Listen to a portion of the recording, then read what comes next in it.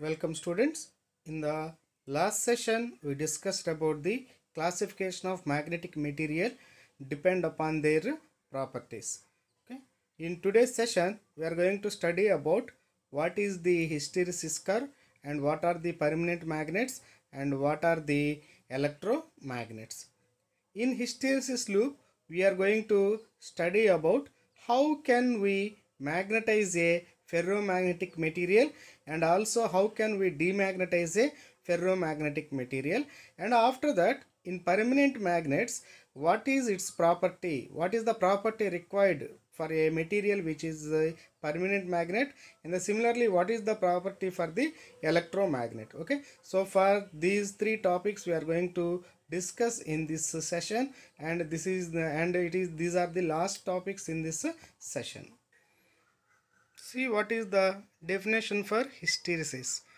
Here, hysteresis can be obtained whenever a magnetic material is placed in a magnetizing force or magnetic intensity, then it takes some cycle of the magnetization. So due to that process, this hysteresis can be formed.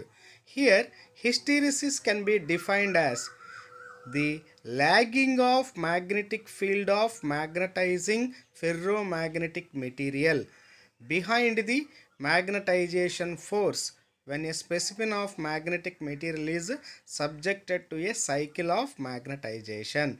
See here, meaning of that one. Here the magnetic field B represent, that is the magnetic field in the magnetic material, where magnetizing force H represent, that is the external magnetic field. Whenever a ferromagnetic material is placed in a external magnetic field, then that magnetic material gets magnetized. So that process of magnetization, it takes certain cycles. That cycle of loops or curves can be called as hysteresis curves. Once again, see the definition: lagging of magnetic field of ferromagnetic material behind the magnetization force when a specimen of magnetic material is subjected to a cycle of magnetization. That is, a ferromagnetic material getting magnetization, in that process applied magnetic field is H and magnetic field in the ferromagnetic material is B. The magnetic field of the magnetic material P is always lags behind the applying magnetic field, that is known as H. So here, so based on the curve we are going to explain the hysteresis. Here I consider applied magnetic field H on x-axis and the field of the material, ferromagnetic material B on y-axis, and here we are applying the field H. Initially the field is increases whenever applied magnetic field increases. See how the field of the magnetic material is increases. When we increase the applied magnetic field H from O to A, then the magnetic field of the ferromagnetic material is increases, gets maximum magnetic field, that is BS, that is the saturation magnetic field. Okay, whenever we increase the applied magnetic field, then the magnetic field of the ferromagnetic field is magnetic material is increases. See that in the diagram, A represent increasing in the applied magnetic field, whereas BS represent, that is the magnetic field of the ferromagnetic material. Whenever the applied magnetic field reach to the point A, then the magnetic material magnetic field is saturated, that is the maximum value. Again, we reduce the magnetic field H from A to O. Now we are decreasing the magnetic field from A to O. Generally, the path of the reduced field, the path of the magnetic field of material follows the OA, but actually practically it does not follow that path. So and here the whenever we reduce the applied magnetic field to 0, but magnetic material magnetic field does not become 0. So that is practically, if we reduce the applied magnetic field 0, but the magnetic field of the magnetic material does not become 0, it reached to the point Bi. So meaning of that one, if we reduce the or we remove the magnetic field or applied magnetic field, but the magnetic material retains or remains its magnetic field. Clearly remember, that is, when we remove the applied magnetic field, but the ferromagnetic material will retain its or remains its magnetic field, that property can be called as retentivity property. That property is called retentivity property, and that magnetism is called residual magnetism. That is, even we remove the applied magnetic field or reduce the magnetic field, then the magnetic material does not lose its magnetism. Some amount of magnetism is remains in it.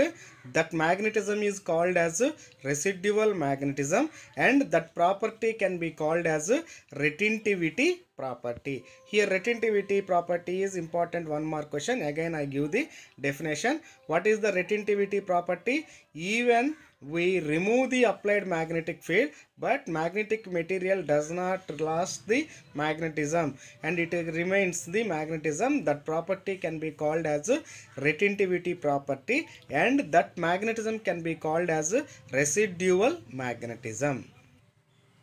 Further, we decrease the applied magnetic field H to negative value. In the previous, we reduce it to 0, and after we are decreasing that value to the negative. When we decrease the applied magnetic field to the negative, then the ferromagnetic material magnetic field B become 0. See there, means to make a ferromagnetic material to zero magnetic material, then we have to apply the negative magnetic field. This property can be called as coercivity, and that corresponding negative field can be called as a coercive field. Okay, see here, whenever further we decreasing the applied magnetic field to negative, then the magnetic material, ferromagnetic material loses its magnetic field and its magnetic field become 0.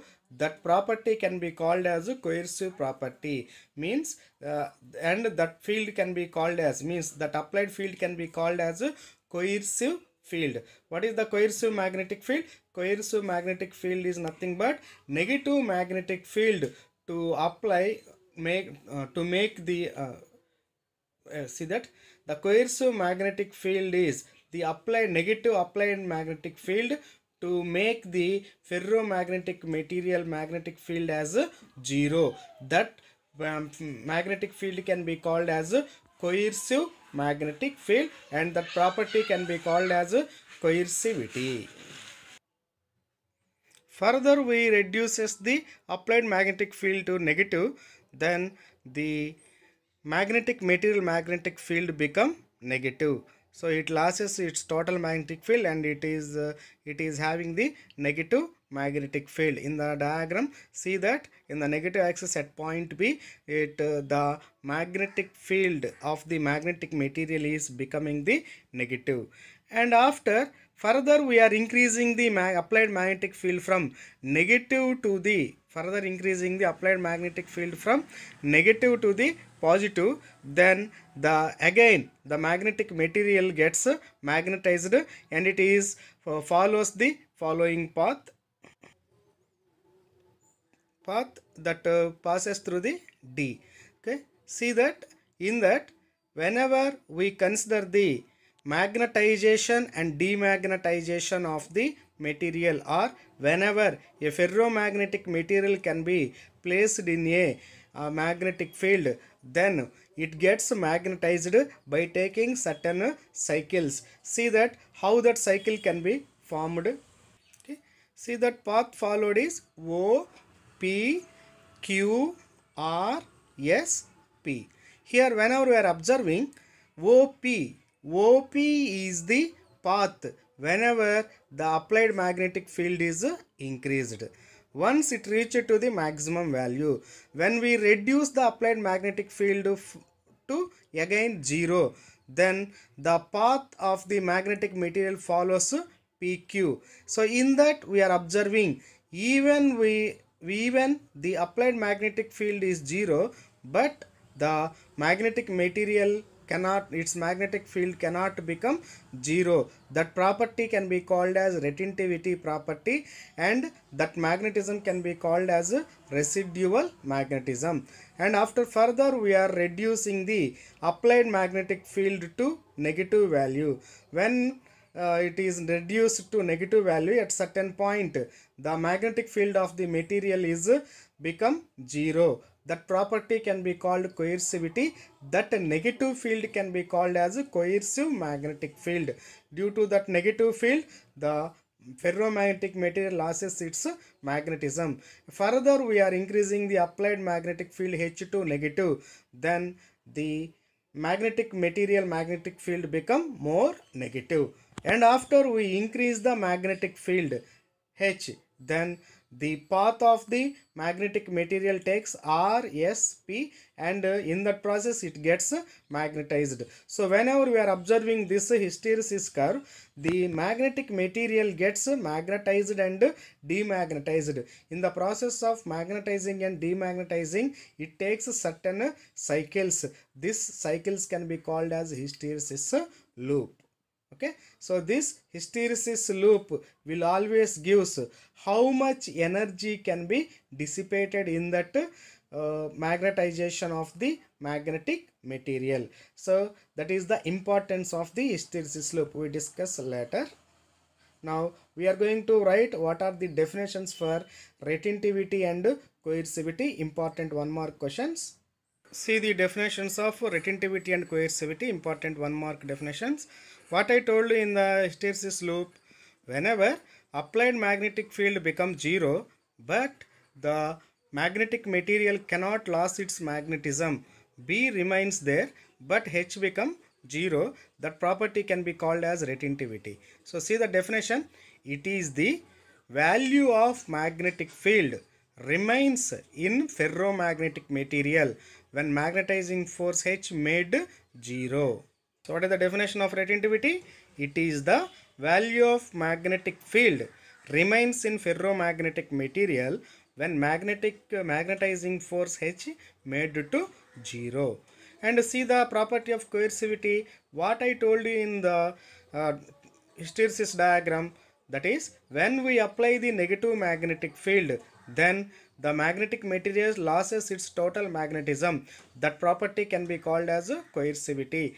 That is, see the definition, coercivity, it is the value of negative magnetic field, negative magnetizing force applied to make the magnetic field of material make 0. Means magnetic field B of material make 0, we are applying negative magnetic field, that is known as coercivity. Okay, so this is the important 1 mark questions, retentivity and coercivity. Next is permanent magnets. Okay, once you think that what are the permanent magnets? Permanent magnets is they have magnetism for long time. That type of magnets can be called as permanent magnets. So generally we are thinking that whenever we remove the applied magnetic field, but that material cannot lose its magnetism, so that is that type of materials are called permanent magnet. And also even we apply more negative field, then only its magnetism become 0. So that type of materials can be called as permanent magnets. Okay, so the permanent magnets are having the magnetism for a long time. So means to get the long time magnetism, we are going to take the retentivity is high. When you have the retentivity is high, then even we remove the magnetic field, but it does not lost its magnetic field. And also it is having the high coercivity. If it has the high coercivity, then if it required more amount of the negative magnetic field to lose its magnetism. So what are the permanent magnets? The magnets which are having high retentivity and high coercivity, that can be called as permanent magnets. Means when it is having high retentivity, the demagnetizing and of the material is very difficult. So due to that reason, the magnets, permanent magnets, are having the magnetism for a long time. See the definition for permanent magnets. Substances which retain their ferromagnetic property for a long period of time at room temperature. The type of material can be called as permanent magnets. So to become the permanent magnets, definitely they should have high retentivity and high coercivity. If they are having high retentivity and high coercivity, due to that reason, the demagnetizing of that materials is very difficult. So due to that reason, these materials are having the magnetism for long time. See the definition of electromagnets. Here I consider a solenoid, the solenoid with a core. Okay, now all of you know that when current flowing through that solenoid, then the magnetic field is formed. When we remove that current, then magnetic field become zero. So from this what we observe, the core of the solenoid can act as a temporary magnet. When current is given, then it acts. When current is given, then it gets magnetized. When current is removed, then it gets demagnetized. That type of material can be called as electromagnets. So from that what we observe, if a material quickly magnetized by applying current and quickly demagnetized by removal of current, that can be called as electromagnet. To get quick magnetization, it requires high permeability. The material which is having more permeability, that quickly magnetized. And if the material is having low retentivity, then the material quickly demagnetized. So what are the properties of electromagnet? The electromagnet is having very high permeability and low retentivity. That type of material can be called as electromagnet. So what is the definition for electromagnets? Electromagnets are made of ferromagnetic materials which have high permeability and low retentivity. Okay, whereas permanent magnets are made with high retentivity and high coercivity, because the demagnetization process is very difficult there. So due to that reason, they are having the high retentivity and high coercivity. But whereas electromagnets are having quick magnetization and quick demagnetization. Due to that reason, they have high permeability and low retentivity. So remember these points also. Electromagnets are having high permeability, low retentivity. The permanent magnets are having high retentivity and high coercivity. So these are the electromagnets and permanent magnets. Okay, so this is the completion of the chapter magnetism and matter. So in this chapter, here some 5 mark questions are important. Only 2 questions are there. One is the bar magnet, solenoid as bar magnet. That is the important 5 mark question. And another 5 mark question is properties of ferromagnetic materials. Generally they are going to use, they are going to give these 2 questions as 5 mark questions. Practice them. And after, definitions are important. They given 1 and 2 mark questions as definitions. That is, the definitions are, what is the earth magnetic field? It means in the earth magnetic field we have the 3 definitions. So one is the dip, another one is the declination, and another one is horizontal magnetic field. These are the 3 important definitions. And after that, properties definitions: magnetization, intensity, susceptibility, permeability.